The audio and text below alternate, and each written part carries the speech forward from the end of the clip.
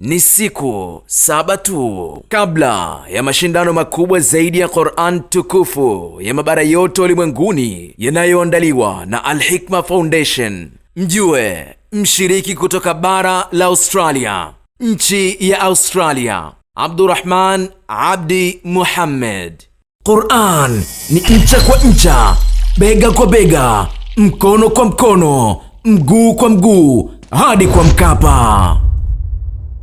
Mashindano haya yapo chini ya udhamini mkuu wa benki ya PBZ Ikhlas.